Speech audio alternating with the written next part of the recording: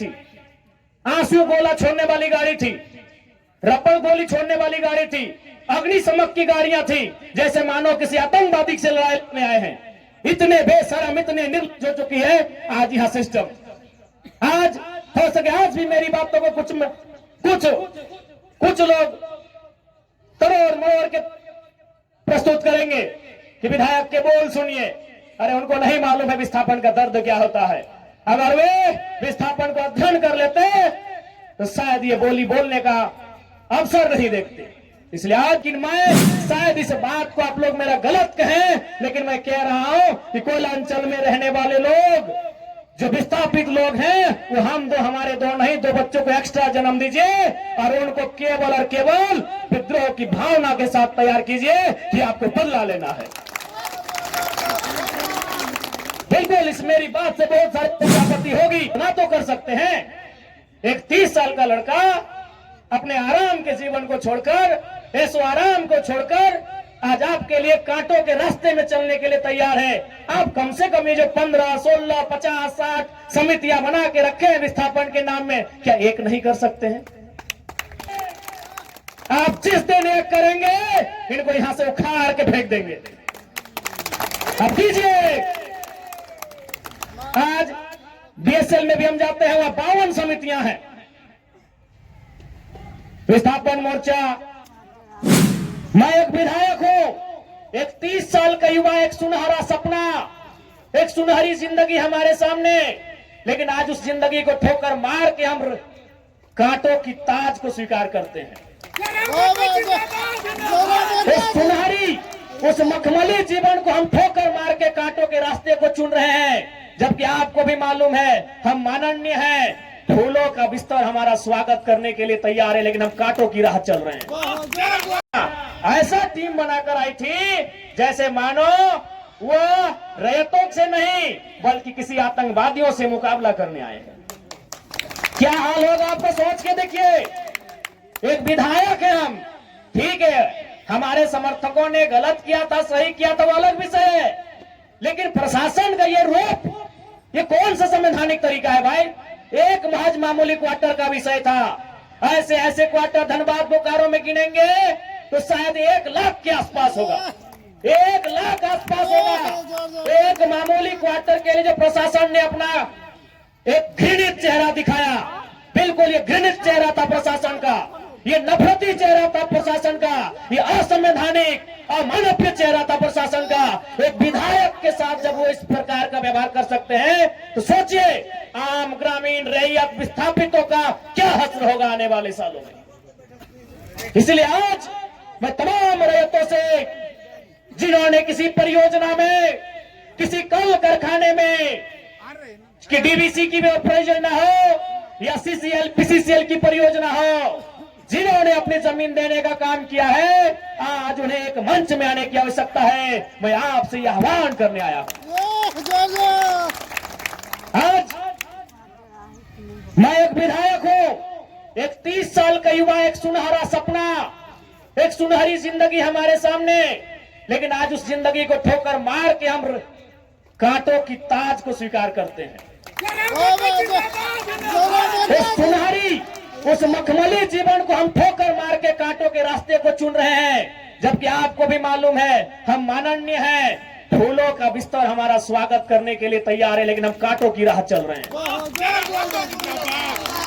आज प्रत्येक दिन दर्जनों ठेकेदारों का फोन आता है, बैठेंगे विधायक जी, दर्जनों वीआईपी लोगों का फोन आता है, 2 मिनट बैठिए विधायक जी, और आपको भी मालूम है उनके साथ बैठेंगे तो क्या डील होगा, आपको भी मालूम है।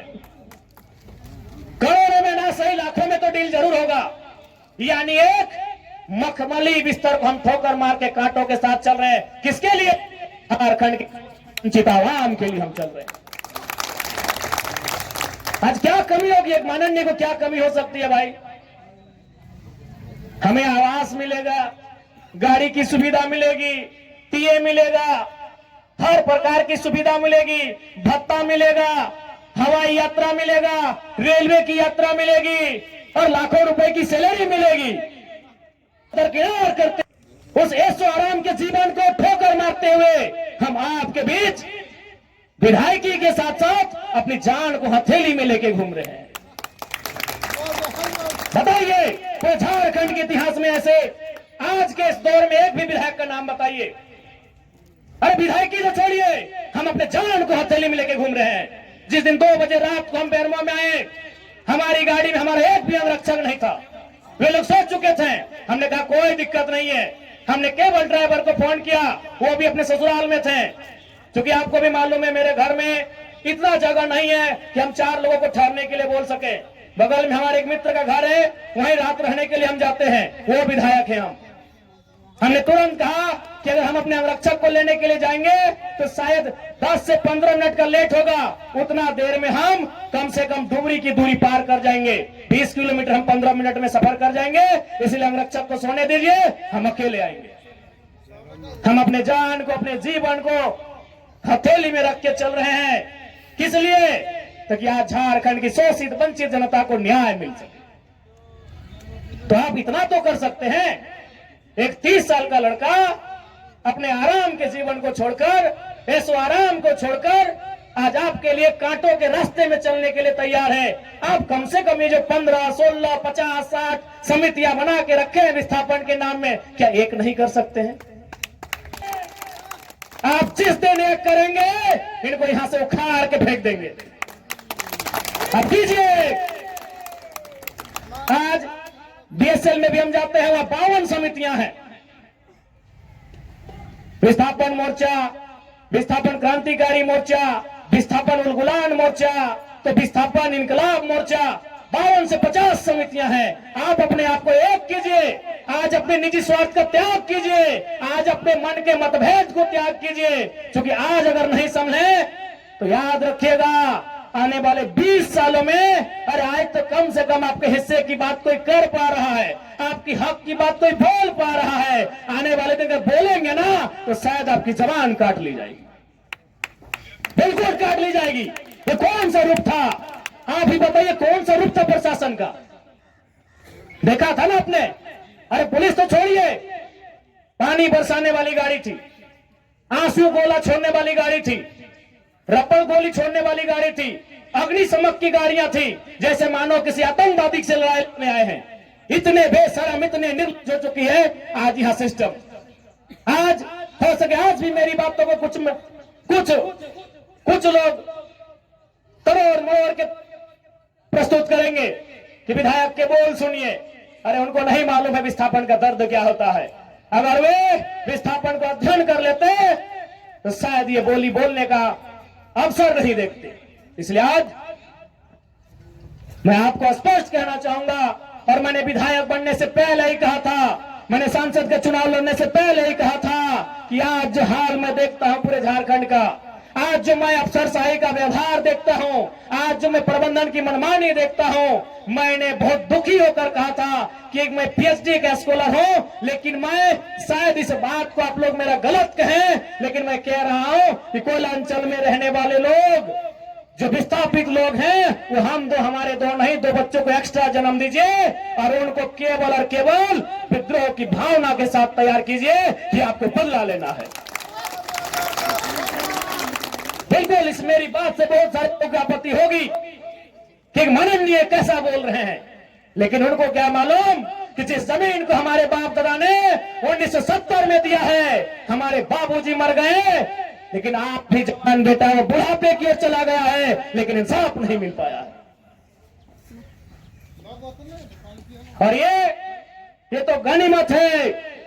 झारखंड के किसान भोले भाले हैं, झारखंड के किसान सरल हैं, झारखंड के किसान सीधे साधे हैं कि आज 1970 की लड़ाई को घिस कर अपने जीवन को, अपने खून को गला गला कर लड़ रहे हैं। अरे ये बंगाल याद होगा तो 1964-65 का दौर था।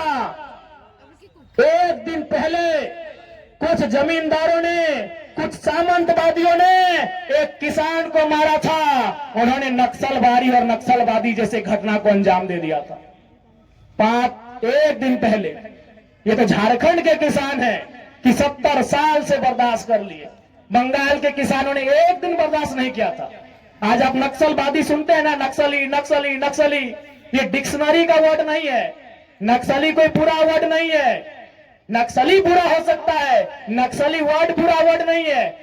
नक्सली एक्चुअल में वास्तव में बंगाल में दार्जिलिंग जो क्षेत्र है वहां एक गांव है, उसका नाम है नक्सलवाड़ी। नक्सली कोई डिक्शनरी का शब्द नहीं है जिसको हम लोग झारखंड में सुनते हैं नक्सली। एक बंगाल का गांव है, उसका नाम है नक्सलवाड़ी। उसी गांव में एक घटना घटी थी। किसानों को कुछ जमींदारों ने, जमींदार को आप प्रबंधन से ही तुलना कर सकते हैं, जमींदार को आप प्रशासन से तुलना कर सकते हैं, तो कुछ जमींदारों ने, उस किसान का नाम था जंगल संथाल, लगभग 6 फुट ऊंचाई का वो किसान था, उसका नाम था जंगल संथाल। उस किसान के कुछ साथियों को लाठी डंडे से पीटने का काम किया था। बदले में एक ऐसा क्रांति आती है, उसे आप नेगेटिव कहिए पॉजिटिव कहिए, वो भी सही नहीं है कि आज उसे नक्सलवाद, नक्सली और नक्सलवादी का नाम दिया गया। वे किसानों की घटना थी। और उसकी तुलना में तो झारखंड के लोग सीधे साधे भोले भाले लोग हैं। आज 70 साल से पिस रहे हैं, आज 70 साल से घिस रहे हैं। आज कई पीढ़ियां बर्बाद हो गई। आंखों के सामने बूढ़ी माँ इलाज के अभाव में तड़प तड़प के मर गई। आंखों के सामने जवान बेटा बेरोजगारी से तंग आकर खुदकुशी कर लिया। आंखों के सामने इतनी घटनाएं घट गई। आंखों के सामने इतनी घटना घटने के बाद भी आज झारखंड बर्दाश्त कर रहा है। ये बंगाल होता तो आज नक्सलबाड़ी जैसी कई घटनाओं को अंजाम दे चुका होता। फिर भी